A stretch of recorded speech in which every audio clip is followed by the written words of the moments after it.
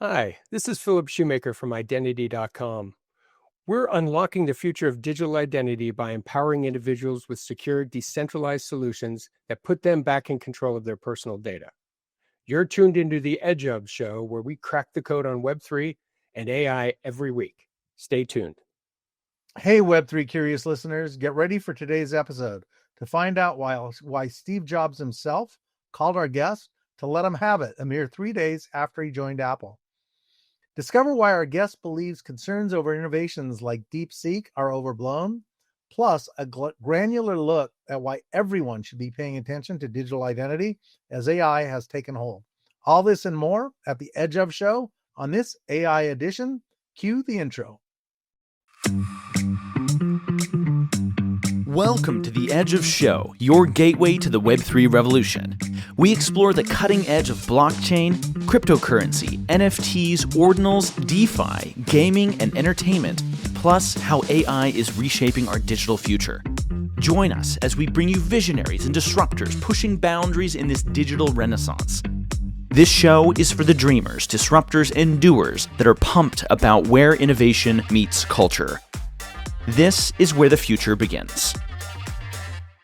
Welcome to the Edge of Show, featuring a variety of top-notch guests and other hosts. Today is a special AI edition, and I'm Ron Levy, and I'll be your host today. It's another production of the Edge of Company, a quickly growing media ecosystem empowering the pioneers of Web3 tech and culture. Edge of Company is also responsible for other groundbreaking endeavors like the Outer Edge Innovation Festival in both LA and Riyadh. Today's episode features Phillip Shoemaker, the executive director of identity.com, a nonprofit revolutionizing digital identity with decentralized verification powered by blockchain technologies like Solana. With over 20 years in mobile tech, Phillip is best known for helping build the Apple App Store under Steve Jobs, scaling its review team from 4 to over 300 people. Now he's on a mission to solve one of society's biggest challenges: secure and private identity in the AI era, by empowering individuals to take control of their personal data. Identity.com, it's a 501c4 nonprofit organization it's focused on providing decentralized open source identity verification solutions committed to enhancing user control over personal data. It offers secure and user-friendly tools for managing digital identities through technologies like decentralized identifiers, or DIDs, and verifiable credentials. Phillip, welcome to the show. We're really excited to have you here. I'm excited to be here. Thanks for having me on, Ron. And I have to tell you, that's one of the best intros I've had. Usually people cut it really short and just say identity.com. They're focused on identity. So I appreciate all the information. It helps. Well, I put you in the category of many other guests too, and that is the word esteemed. So we need to honor that and recognize it. So glad to hear you say that. Thank you. You've had an incredible journey from shaping the Apple App Store to leading identity.com and advising blockchain startups. But let's kick things off with this. What does elevating innovation mean to you personally? And how does your work at identity.com embody that philosophy, which you spoke of before? Well, that's interesting. To me, elevating technology, innovation, et cetera, is all about putting the user first, right? For me, that's the number one thing we need to do. Sure, we can mine people's data, we can get access to everything we want, but to me, elevating it means making it behave better, making it work better for the user, for the customer. And the customer, that often includes the data that they're putting out there on the internet. And I want to make sure that's secure. I want to make sure that's appropriate, because that old line with great responsibility, or great power comes great responsibility. It's a similar thing in the tech world. We have this technology to be able to make things easier, simpler, but also safer for our users and our customers. And we don't often do that. A case in point is the Juul e-cigarettes from past few years, and how they really took off. And it was a slick design. It was an amazing industrial design of that product. It delivered the product at a high quality, and but the problem was that they didn't put any checks in place to see if the person that was using them was was the appropriate age. Now, this isn't a pack of cigarettes, right? That's this non-technology thing.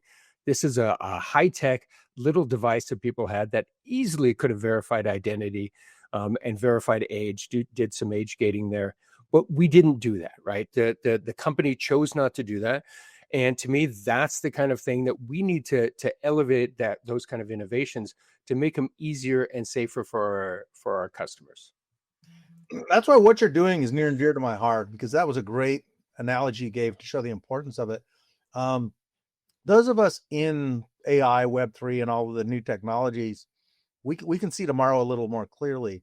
And if I take a moment and look back at yesterday, what I will say is, Web2, the internet, the exchanging of information, wasn't really, in this, I guess I'll put this in the opinion column, wasn't designed for exchanging money, exchanging social security numbers, exchanging high valued information like that, and funds.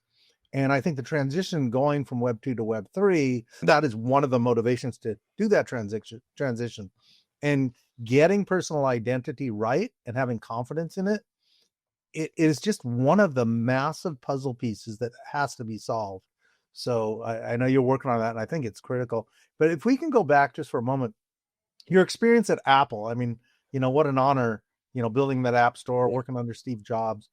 Describe me a little bit how your learnings from that, or what you learned there, carried forward into what you're doing now. Yeah, before I joined Apple, I was a developer of developer relations, director of developer relations at Numenta. They're an AI company, and I felt it was still too early for AI. This was 2008. And so when the iPhone came out, I just started playing around with it. My background is Palm computing. I love mobile devices. To me, mobile was always the future. When I joined Palm in '97, to me, it was all about these handheld devices was the future. And so I started developing apps for the iPhone because I thought it was a revolutionary device. I wanted to get it out there. And I really loved this concept of being able to have an app store. It's something I had conceived of at Palm before. We decided to let a third party handle it. But Apple delivered so many things right that I said I had to be part of this program. Now, I wasn't really looking to join this company. I was looking to develop apps for it. I developed some good apps and some bad apps, some tasteful apps and some tasteless apps. It was just exploring what the store provided. And in those early days, it took about 3 weeks to get your app reviewed and then approved. And so I wrote email after email after email. And finally, Eddie Q, the head of iTunes, called me up and said, "We need to chat." I figured it was about my app, but no, it was about asking me if I wanted to come and interview at the company because they needed someone to run the app store. And I had a lot of opinions and advice. So that process took about 4 months. My final interview was with Steve and his entire executive team. And they just bombarded me with questions. And so it was a wonderful experience, but it was one that I didn't really want to join Apple. I was enjoying this time off and just writing iPhone apps. And so when I did join, I knew it was a once-in-a-lifetime opportunity to help shape this store, to help get things out. And for me, I struggled with the way they responded to me as a developer, and so I wanted to fix that. When I got there, there were 4 people reviewing apps. There was no director in charge of the company or of the store, and that was my bailiwick, right? That's ultimately what I had to take on. And in doing so, I learned a lot about working at Apple. I learned a lot about how to satisfy a lot of developers' needs. And look, the number one thing was just listening to them, right? Nobody really would listen to developers when they had issues with the App Store. It's a black box. It still is a black box. It's hard to get your point across and hard to find, the one belly button to poke to figure out how can I affect change in the App Store. And for a long time, I was that belly button, right? I was the one, and I tried to make myself out there confidentially as much as possible, talk to developers as often as possible, because we were doing a lot of things right and we were doing a lot of things wrong. And I wanted to solve those problems. So early on, I just kept a lot of open communications with people, letting everyone know I was in a confidential position. My name couldn't get out there. Nobody could know what I really did, because bad things can happen once you know who's gating the apps that go into the store, right? Who's stopping the fraud, and who's allowing the good into the store. And so that went on for a while. And I'll tell you, it was an honor working alongside Steve. I didn't work with him closely in the beginning, other than 3 weeks on the job. My team approved an app that they shouldn't have. It was called Baby Shaker. And I got one of those calls. I mean, literally on the job for 3 days. My phone rings. It says it's Office of Steve Jobs. When he ultimately got on the phone, he gave me some short advice, and it was, "You're stupid and you hire stupid people," and he slammed the phone. Now that was Steve, right? That's the way he acted on occasion. And look, I got it. He was furious because this one app, after record earnings, record announcement, our stock went down. And it was because of this app. It was an app that shouldn't have been approved. 3 of my team members reviewed it and thought it was okay. And that allowed me to go in there with a heavier hand than I was originally granted, to start mixing things up and ensuring that that we did things differently in the future. And it was just a massive scale of figuring out the process, optimizing the processes, optimizing and figuring out the guidelines of what we ultimately allowed and didn't allow, and hiring a massive number of people. So for me, it was a really interesting learning experience. It had me travel the globe, testifying in front of government authorities throughout the world, because everybody wanted a piece of the action. They wanted, like, I flew to Brazil, and they wanted to review every app that we released on the Brazilian App Store. I mean, and we were reviewing at this point about 10,000 apps per week. And when I told them that, their jaw fell open, and they said, "Yeah, we can't do that," which is pretty much the response I got from Australia, from Germany, all the countries that wanted to get involved. But it was a really eye-opening experience to see how certain countries, I'm from America, right? I'm from the US. You want to release a piece of software, you just put it out there. In Brazil, if you want to release a book, a movie, all that, it has to go through a review process by the government. And that was really eye-opening. It's like that government's doing what my team's doing, just for this small segment of the population, right? People using the App Store. It's a really wild ride, and one that caused me a lot of pain, because my name was ultimately outed by David Copperfield, of all people, the magician, and that ended my life. I got hacked, stalked, SIM swapped, so many death threats I can't count, and people waiting by my car in the evening, knocking at my door at my house in the late in the evening as well, just doing anything they could to get their app approved. And it really changed things. And I said at that point, it's like, this whole idea of our identity going out there onto websites and others has to change. And that was kind of what set the seeds in my mind about figuring out a better way of handling KYC and identity online. Great transition as we get into identity.com and what you're doing. The 2007 was in history a year that was as momentous as maybe not number one, but it was up there in the top 10, right? Yeah. It changed the world. I mean, I remember where I was when I got my first iPhone, the first, I don't know, probably within a week, maybe first days, It came out. And I think there was 2 apps. That's all there was. We didn't really understand what that was. And quite honestly, I couldn't figure out why they had GPS in the phone. That didn't make any sense to me. Right. So it's all come very, very clear at this point, 18 years later. So you were part of that change, which is monstrous. And I know now you're part of the changes that are still to come. So let's kind of move forward a little bit on identity.com. So I get the overarching reason for it. I think we know that, but there has been, numerous companies that are trying to lead in that role. And tell me about your concept going into identity and what formed your mission there, and why is it a bit unique compared to others? Yeah, great question. There are unbelievable number of identity companies, even decentralized identity companies out there right now, right? As you point out, Ron. We founded this company at the end of 2018. I had a chance to sit down with the founder of Civic Technologies, Vinny Lingham, and Vinny and I started discussing identity, the future of identity, et cetera. And it was at that point he's like, well, let's create a foundation. Let's do this. Let's create identity.com as a foundation, and let's put a bunch of money in it and see if you guys can start solving this problem. And the way we were looking, this Civic Technologies was solving a similar problem, identical problem, if you will, which is decentralized identity, but they were trying to productize it. And our goal was to be behind the scenes and create a protocol that any number of companies can use, right? Think of it as a network effect. The idea was that I would onboard a variety of KYC providers, the old school Web2 KYC providers, the Onfido, the Socures, the TransUnion, companies like that. And you onboard them and you let them do their standard KYC, put them into this network that anybody, you can go in, change a smart contract, and you use Onfido, change it again, you use a different company.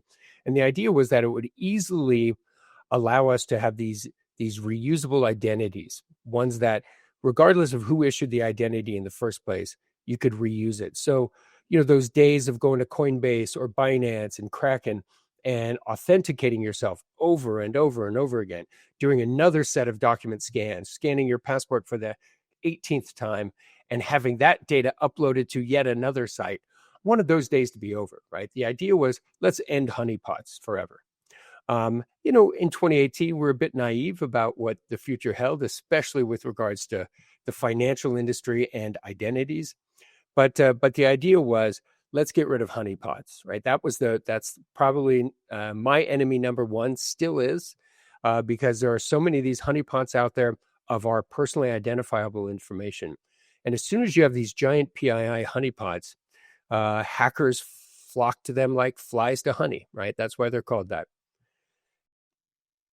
And so I'm going to take a quick second here just to give you my description. As long as you agree with it, we can keep moving on. But for our listeners' benefit, if you have one centralized location where all of our data is, all of our private data, all of our identity data in one place, that becomes a honeypot that someone wants to break into and steal. And as we know, there's been some of those that have had millions of people's data taken in that manner. So what's being described here is decentralizing it.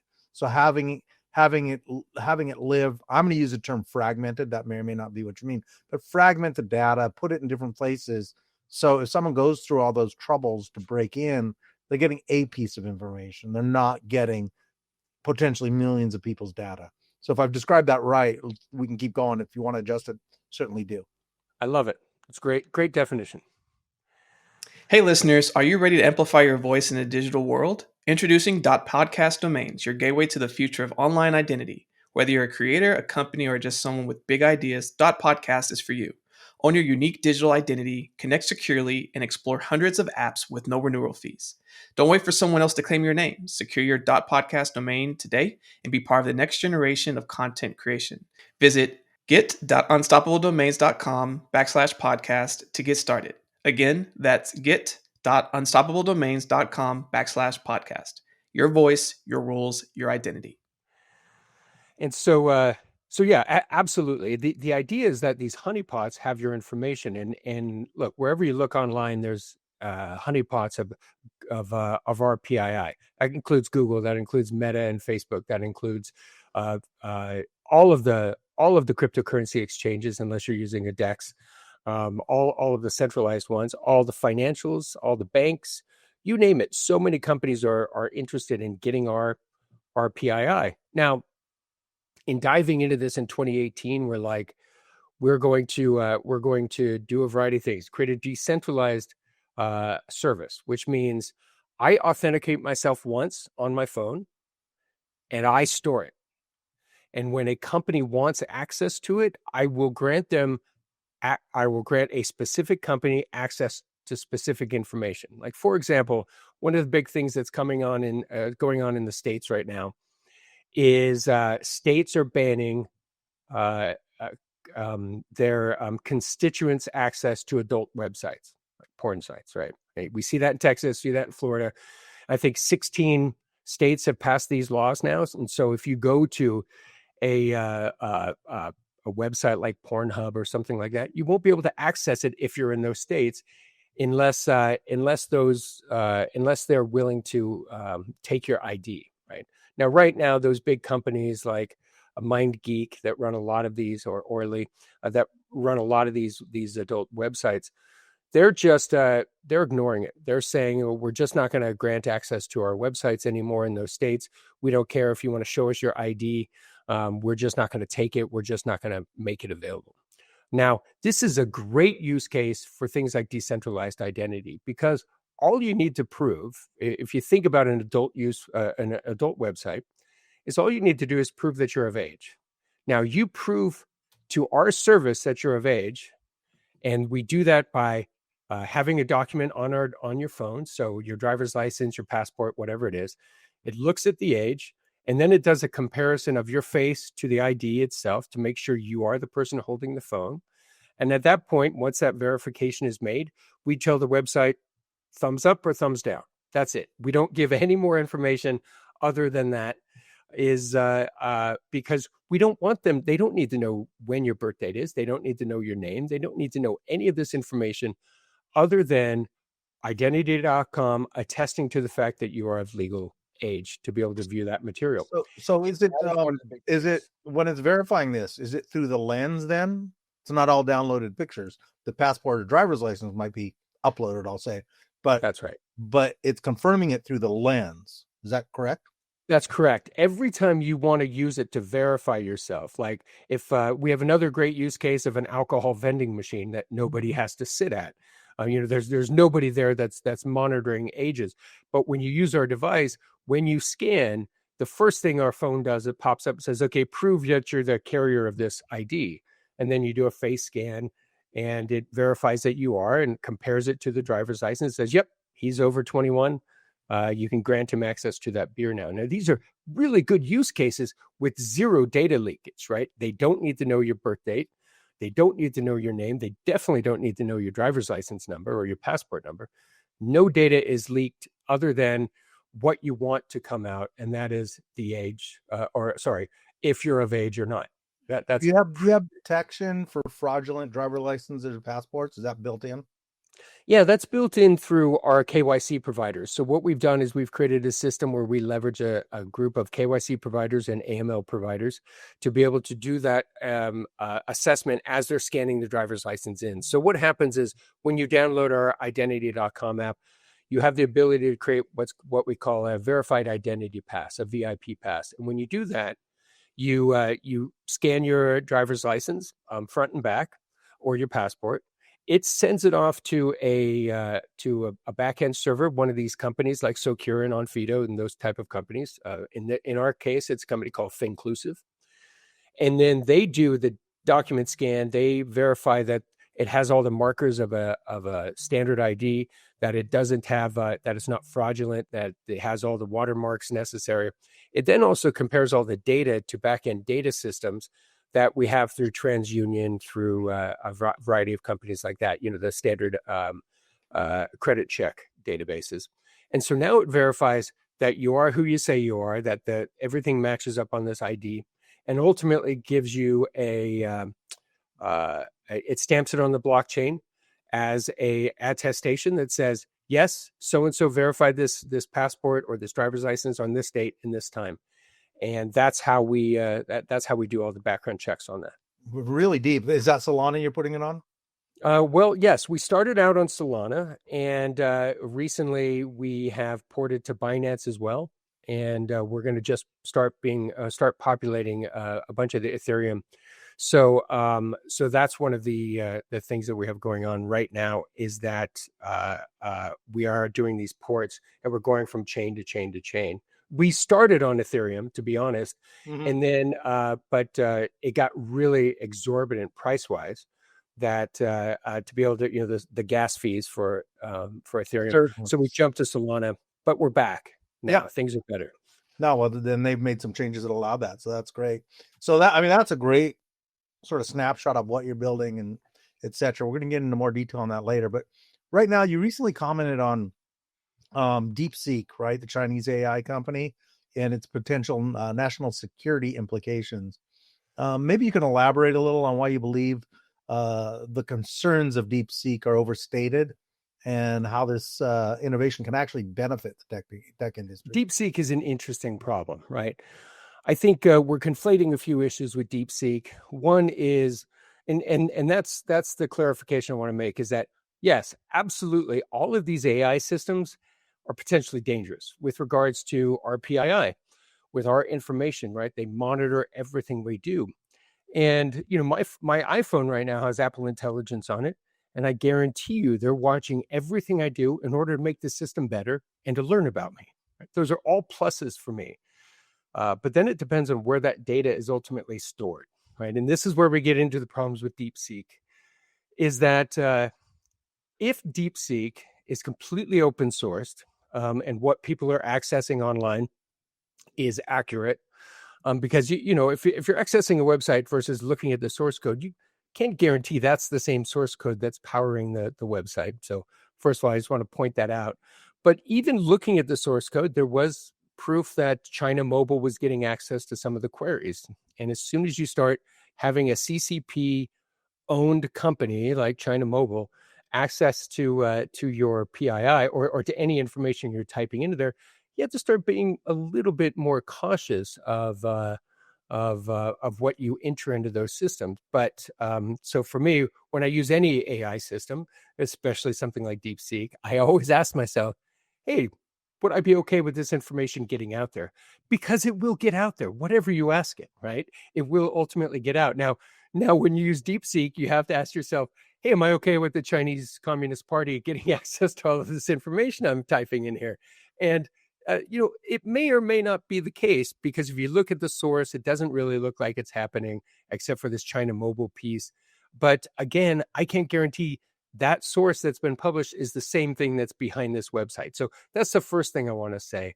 But look, for me, overall, technology and competition is so good for the world, right? OpenAI had a lock on this with ChatGPT for a while.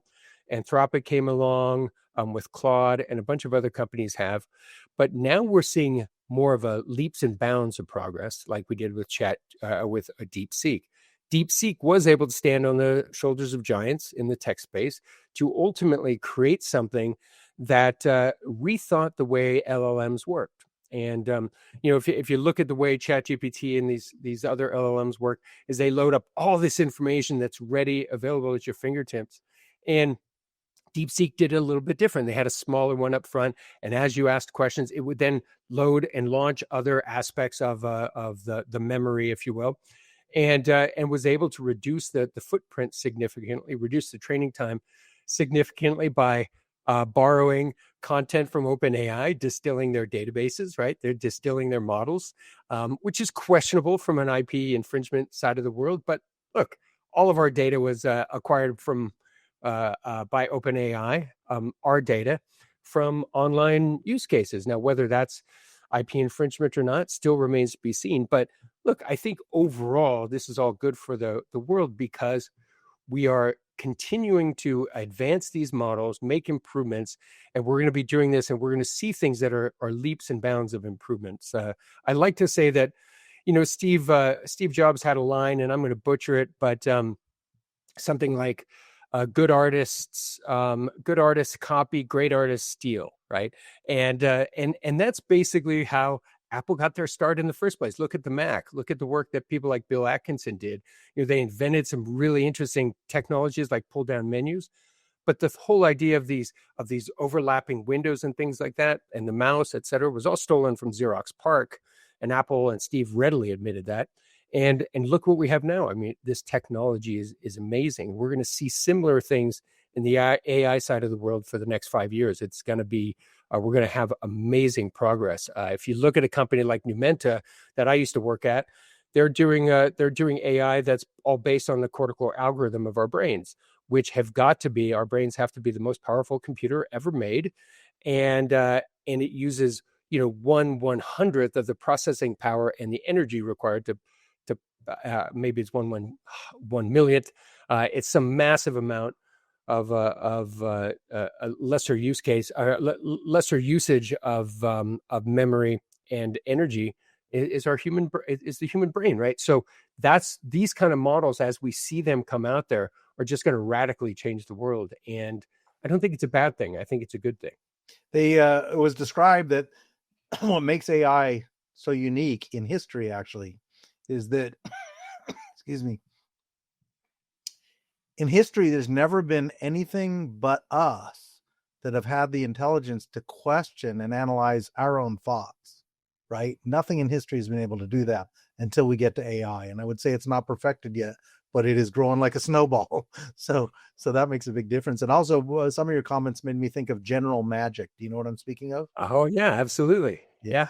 Yeah. So General Magic, for those of you that don't, it was a company that, I'll say, it predated Apple. I think I'm technically accurate, but certainly actually had images and designs of the iPhone well before Apple even conceived of it.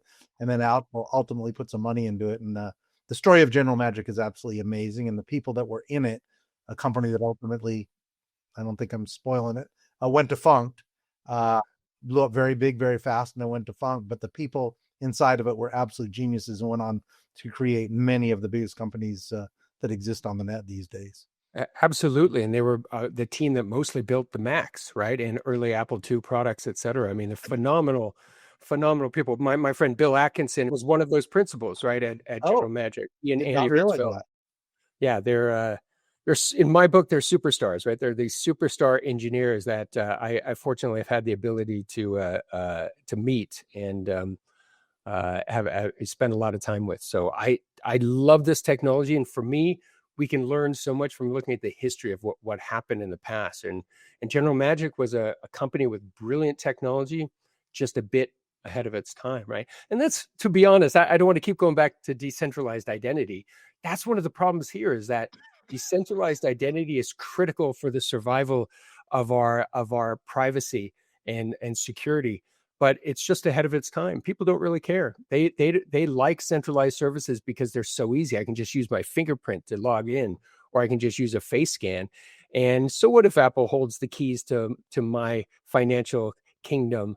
I'm okay with that because they're not going to do anything bad. But then what could happen, right? And so this is one of those things. I still think decentralized identity is 5 years out. But what's brilliant about AI right now is AI is also showing us what kind of damage it can wreak in the identity space, right? It's there are AIs out there that can duplicate a passport in minutes and fill it with information that will get through most scans, most KYC scans of most companies, and without any problem being detected. And this is one of the big problems that we have, is that AIs are able to create deep fakes that are so realistic that it's almost impossible to prove that they're not.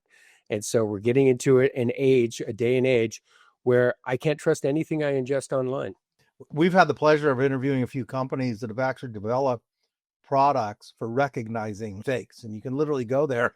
For instance, if you record your personal voice, it becomes a library that if there's ever a fake of your voice and you play it against it, it will tell whether or not it's AI generated or original. And the same thing for images and the same thing for videos. So these products are out there and they're getting better and better, and they will be part of what is important to have out there.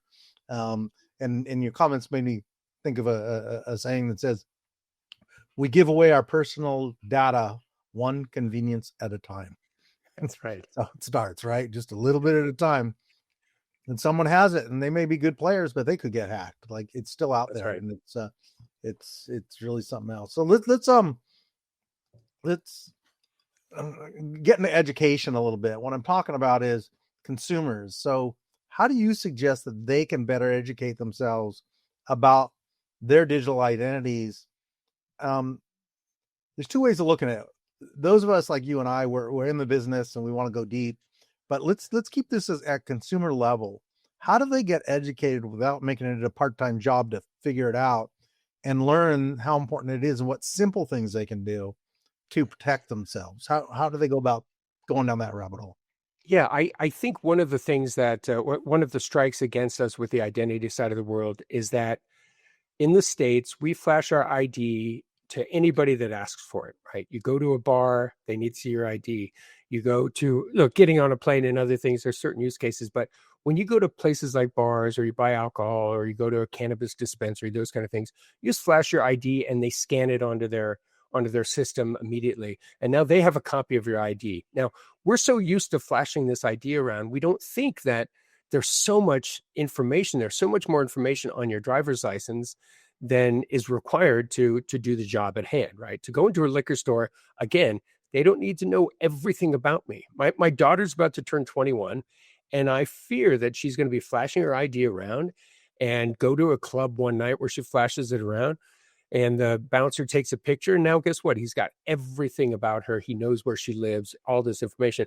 This is so ingrained that we just flash these around all the time. And it's starting to happen online as well. More and more websites are asking for more information about us, right? It might just be a username and password. It might just be a password and an email address. But then they also want your phone number to do some sort of security check as well, right? 2FA. Then they might need an app on your phone to do MFA, and those apps, some of them might capture more information than they need. Sometimes companies come up with their own app, authenticator app on the phone for you to use, and that app has the ability to read a lot of data about you. And it just starts growing bigger and bigger. So one of the first things you have to ask yourself when you join a website and they want you to do something like a document scan or enter your birth date or any of this other information, it's very much like what we did at the App Store, is you have to ask your question, is this really necessary for this website? And if it's not, look, I think you should push back. I think you start talking to people, start reaching out, saying no to a lot of these things. Now, that means you might not get onto TikTok or you might not get onto the latest social media craze because each of these guys are asking for a little bit more every single time. And we ultimately have to put our foot down and say no more. So the first thing you do is you have to ask yourself, is this truly necessary? I referenced the App Store. Let me tell you a story about this. We used to have dating apps. We used to have games. Now, one of the first things they'd ask you before you play a video game is your age. I'm not sure why. Why do they need to know my age? It's not an R-rated game, right? We didn't have those in the App Store, so why are you asking for them? Then we started having a few games randomly popping up asking for your social security number. Now, there's only one reason for that, right? And that's for a privacy grab, to steal your identity, to do something naughty. And we would see those randomly as we're reviewing apps. Sometimes they put it right up in the login, right? Enter all this information, your address and your social security number. So of course we'd reject those guys. But every time this happened, we'd have to ask the question, is this truly needed? Now, one case in point is eHarmony, right? The eHarmony app finally came to the App Store and they needed social security number. And my team, of course, rejected it. They complained. And I got on the phone with the CEO of eHarmony and they said, look, everybody that joins, we do a background check to make sure they're not a sexual predator or they don't have a. And as soon as you hear that, you're like, okay, it's okay in this aspect. It makes sense, right? And then maybe Match.com will come around the corner and ask for a social security number the next time. And you ask them why, and they're like, well, I don't know. And then those guys get rejected, right? And so you'd see this happening. And as certain companies would get away with this, but every time I access a website, I always ask myself, is this truly needed? Now, if it's a financial transaction, it's Chase, it's Kraken, it's Coinbase. Look, they have to do this. This is legal requirements for to prove that you're not a money launderer, that you're who you say you are, et cetera. That makes sense. But there's a lot of cases that's not okay. So that's the number one tip. Number two, and this is going to be even more painful, is you got to take a look at some of these privacy policies and terms of service that people are just having you click through, right? Even Apple, they have an 18-page one that they want you. Obviously, nobody wants you to look at it, but when you start looking at these things, what they're allowed to do with your likeness, with your photos, etc., is just atrocious. And I've had this idea for a while that all of these companies at the licensing screen should have a little ChatGPT interface that you're like, okay, tell me what I should look out for in this agreement. What should I, what do they have the rights to do something with my likeness? Can they publish my pictures? Can they publish on my behalf, etc.? And you can ask some of these questions of it. But look, Nobody wants to put that in their on their website because they want you to click through so they can do whatever they want with your data. That's the second thing you need to look at is look at these terms of service. But that's that's a heavy lift. It's a heavy lift for me as well. It's just painful, but this is the only way we're going to stop this data overreach that we have in the world. My thought is a scoring mechanism, because you are right. I mean, you could take 3 days and read all that legalese, which is probably what it will take. You still won't understand it, because if you have 3 attorneys read it, they're going to have different opinions. It's just not comprehensible, right? Written by them for them. So how do you get the regulators need that in there, but it's kind of useless. So let's start using some common sense. And whether or not it becomes sort of rating screens that go deeper and deeper if you choose to go deeper, but it gets translated into layman's speech, right? Layman's language. Something like that could work, because I absolutely agree with what you said there.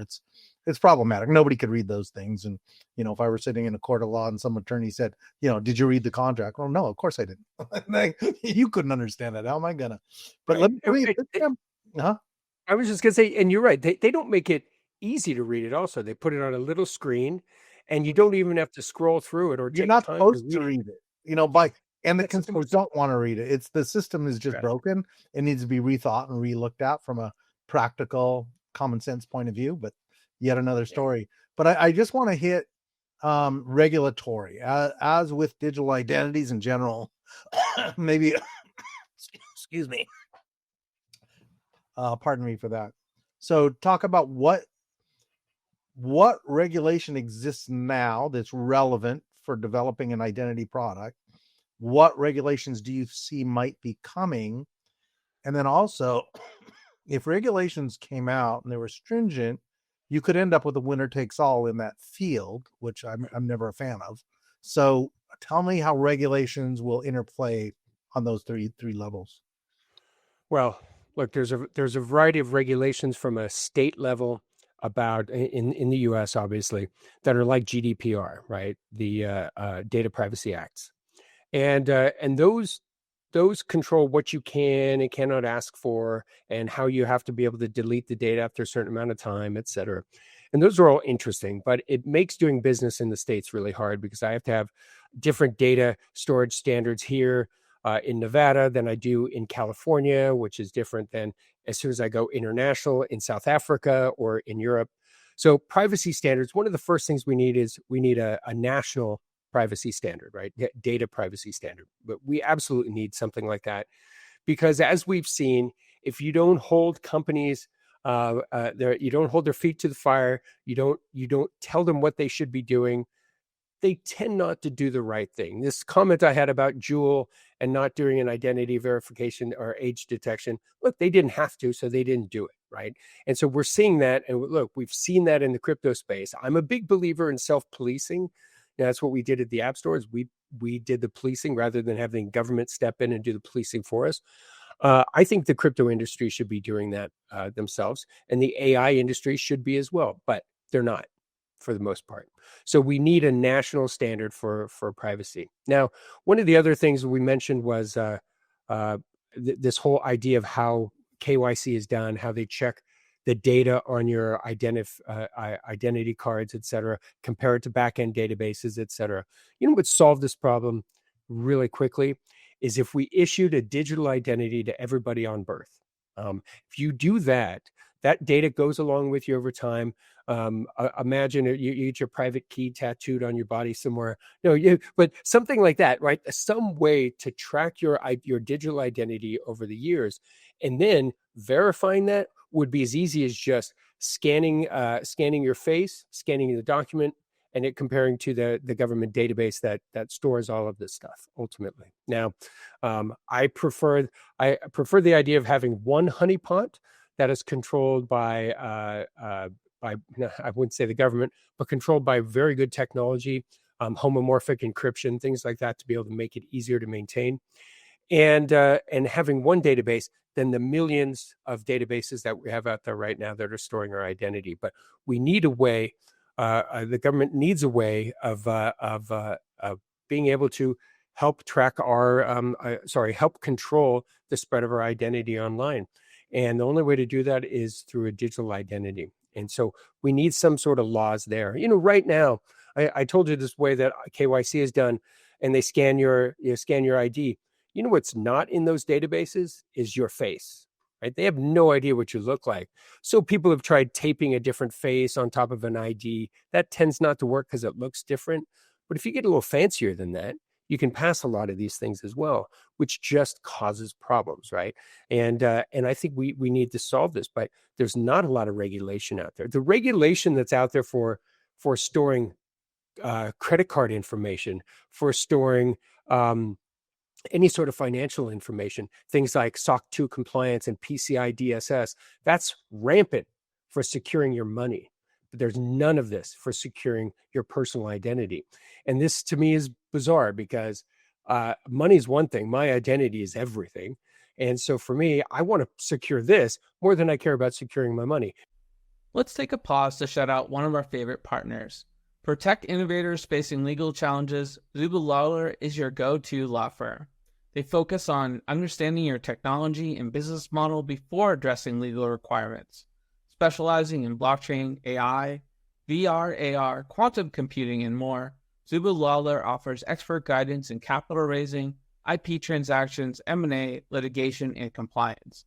Visit zuberlawler.com, that's ZUBERLAWLER.com, for cutting-edge legal solutions. Now, don't get me wrong, I want to secure both, but why do we have all these standards to protect our money and protect the financial industry, but not to protect the constituents of the United States? Yeah, right? absolutely, and right. So we're closing out on time a little bit, but I want to get one final question in, and that is, identity.com. Is it fully developed and functioning now? Can people go start using it, or is it still in process of being built? Yeah, we're still in the process of building it. We have two main products right now, and we're just looking for adoption. So one of them is the Gateway Protocol, which is what exists right now on Solana. It exists on Binance. It's soon going to be available on Base. And that allows you to, in a on-chain way, to be able to add a pass to your wallet that says, your whatever you want it to say, right? So for example, with a crypto casino we're integrating with, they just want to know, is this person over 18? Because it's an offshore casino, they only need to be over 18. That's all they need to know is, are they over 18? So we'll have an over 18 pass stored in the wallet. And so every time they access this casino, it just looks at that wallet, boom. It has to refresh annually, which is great. You could set the refresh to 90 days if you're even more paranoid, but have it refresh every year. And it just, you go through another KYC document scan at that time. That's available right now. It's called the Gateway Protocol. It's available at identity.com. We are one of the few identity companies that's permissionless. That means, and we have no minimums. You want to use our technology, integrate it. That's all you need to do. And then you start getting billed as you use it. We don't have $4,000 MIRFLA minimums and X number of people. I think that is the antithesis of the Web3 model. But look, everybody's doing that. Every decentralized identity company has minimums except for us. And that's one of the key things, key differentiators. Then there's the tool, the tool that you store on your phone. That's called the verifiable credential tool, identity.com app. And that's for something that's more for IRL type of events. So you can just go scan at a bar and the bartender gets a picture of you and a thumbs up, thumbs down that says that you're of age or not. But it's also for things like maybe you want to use a website and you just want to scan to prove that your age gated there, and they just want to put a QR code on their website. And that product is available now as well. Just slower adoption, right? Right now, you won't find any public websites that accept it because it's decentralized. And everybody I talk to, they want to mine that data, right? That's part of the reason they want all your information is so they can use it to market to you, to mine it, to sell. And that's the transition going from Web 2 to Web 3 that we're excited about, but it is one of the things that slows it down a little bit. It's just a fact.